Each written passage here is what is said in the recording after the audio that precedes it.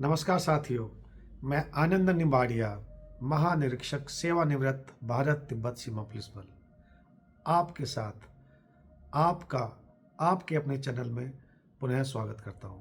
आज एक नए विषय के साथ, जैसा कि आपको पता है कि ये टोटल श्रृंखला जो मैं शुरू कर रहा हूं, ये तिब्बत के बारे में है और जो पुस्तक है यह है महातीर्थ का अंतिम यात्री, जो कि श्री विमल दे ने लिखी है। यह पुस्तक 1952 के आसपास की अवधि की है, जब चीन ने तिब्बत पर अपना कब्जा जमाना शुरू कर दिया था। ये कहना चाहिए यह दल आखिरी दल था शायद, इसलिए महातीर्थ का अंतिम यात्री दिया गया है शीर्षक, कि जो सिक्किम नाथुला से एंट्री करके तिब्बत में ल्हासा गया और दल तो ल्हासा से वापस आ गया, किंतु विमल दे ल्हासा से अकेले ही मानसरोवर की परिक्रमा करके कैलाश के दर्शन करके वो लिपू लेक से भारत में पहुंचे। इसके बाद ये दोबारा गए करीब 20 साल बाद। तो 1952 का ल्हासा और 20 साल बाद के ल्हासा में बड़ा फर्क दिखाई दिया। Cultural revolution.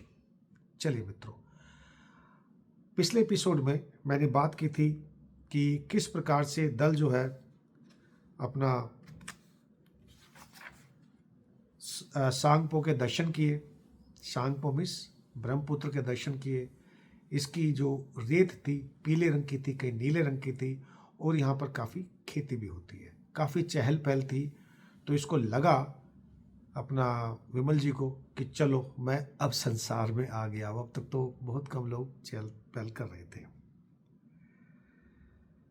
मित्रों, दल आगे चल के गुरुजी ने बोला कि अब हमारा थोड़ा सा यात्रा लंबी लंबी रहेगी, क्योंकि चढ़ाई उतनी कठिन नहीं है।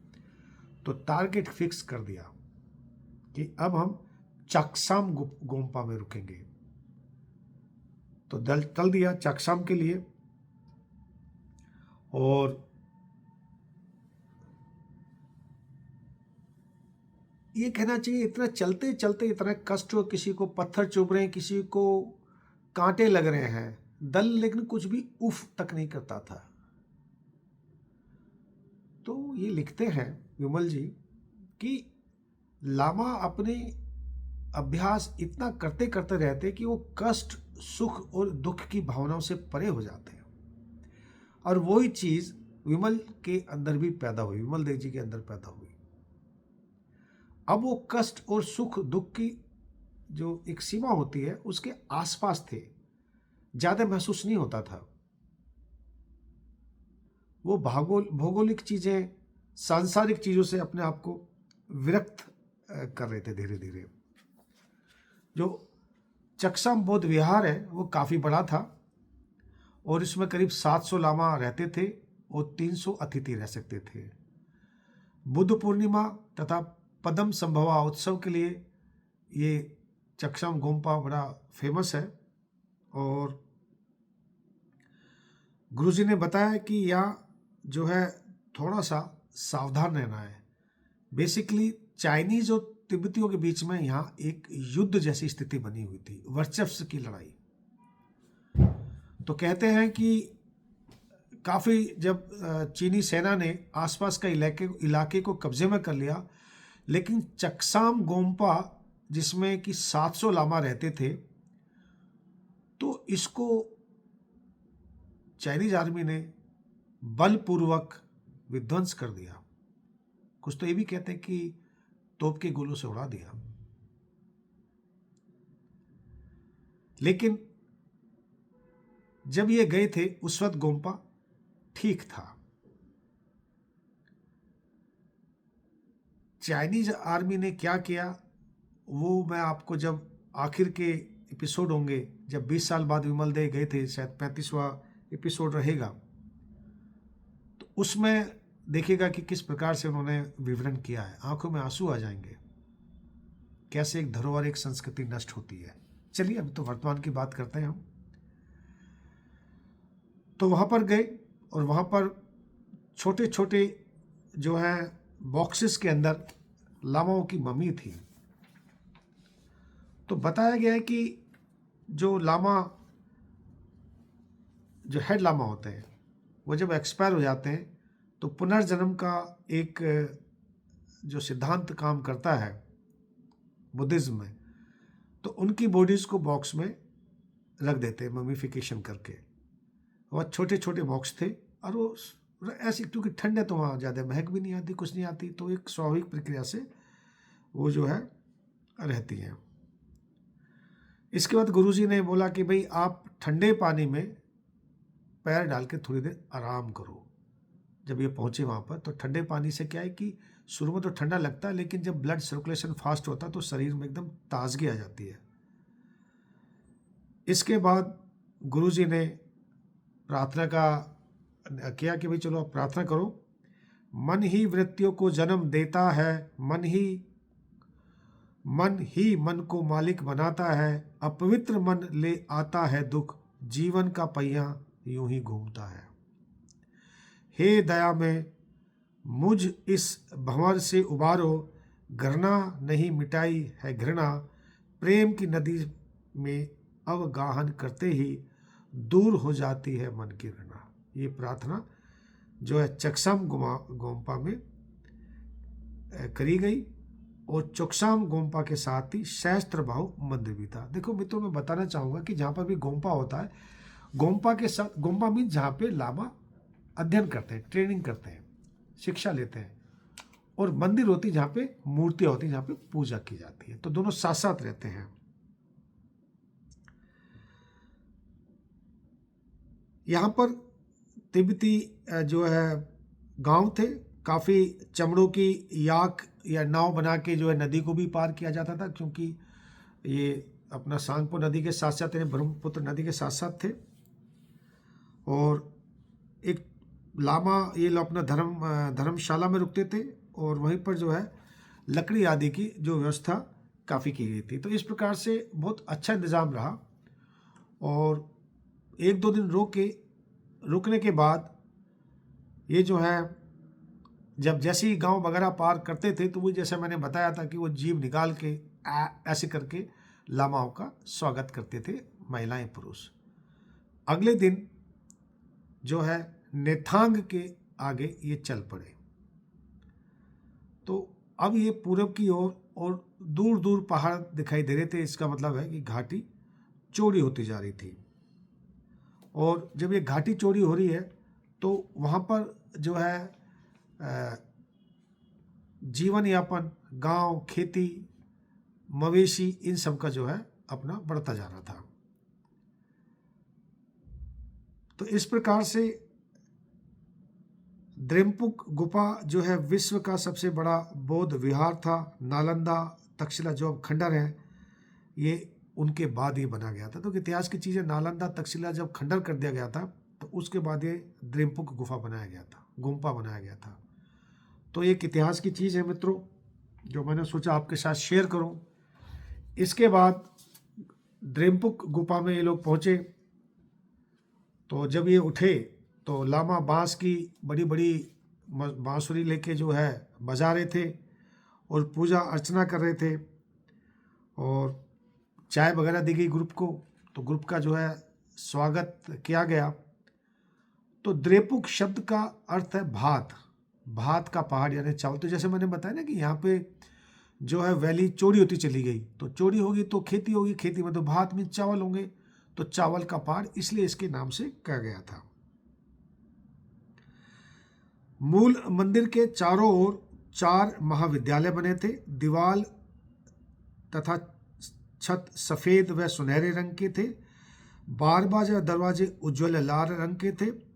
प्रथम महाविद्यालय का नाम लोसलिंग था। तिब्बत के पूर्वांचल के लामा दर्शन शास्त्र तथा तिब्बती संस्कृति के लिए चर्चा के लिए आते थे।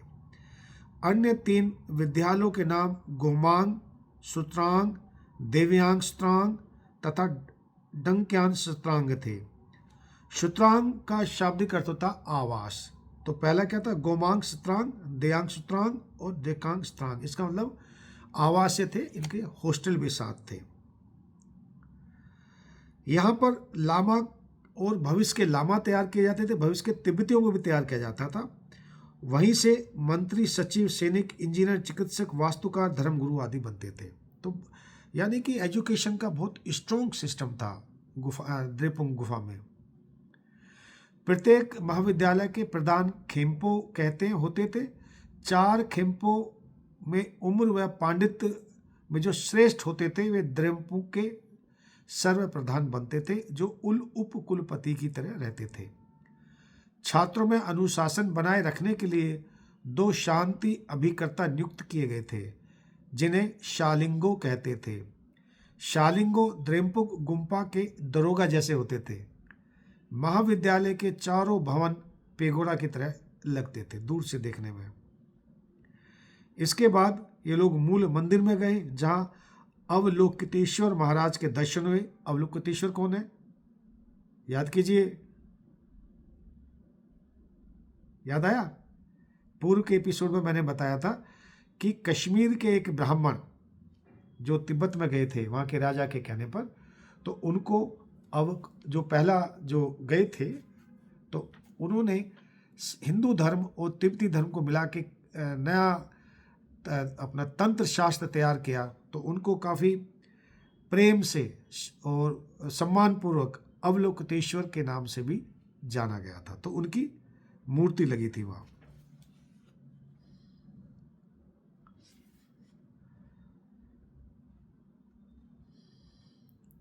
मित्रों, जो गोम्पा में जो अपना शेड्यूल था, बहुत खासकर त्रिपाओं के लिए, यानी नए जो ट्रेनीज होते थे उनके लिए सुबह 4 बजे से शुरू हो जाता था और दिन भर कुछ ना कुछ करते रहते। सोने के लिए मात्र 3 से 4 घंटे मिलते थे। रात को 10 या 11 बजे सोते थे, सुबह 3:30-4 बजे उठ के अपनी क्लासेस शुरू करते थे, और वो भी पढ़ाई दिए के अंदर। आज हमारे पास ईश्वर ने सब सुविधा दी है, फिर भी हमारे बच्चे नहीं पढ़ते। तो बताइए, मैं स्वयं लालटेन में पढ़ा हूँ। लाइट नहीं होती थी हमारे टाइम पर, होती थी तो बल्ब तो होते थे पर बिजली नहीं होती थी। कभी 1 घंटा आ गई, कभी 2 घंटा आ गई।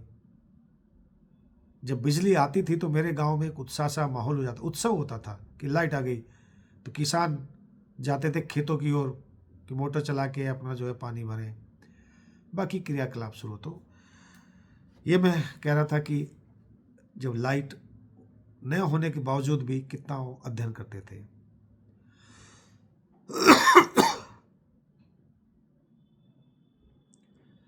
इस प्रकार द्रेपुंग गुफा जो है तिब्बत की राजनीति में भी बड़ा असर करता था, बहुत प्रभाव था।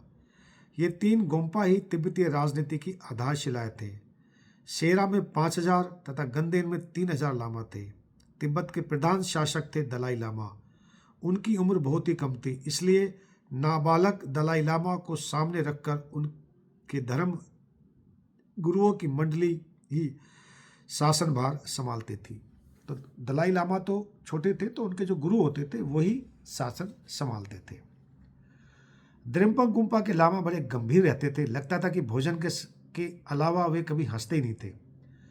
साधारण शिक्षा के साथ ही गोम्पा में घरेलू उद्योग की शिक्षा भी दी जाती थी। इनमें कुटीर उद्योग में रेशम का काम, सिलाई, हथकरघा, मक्खन बनाने का काम।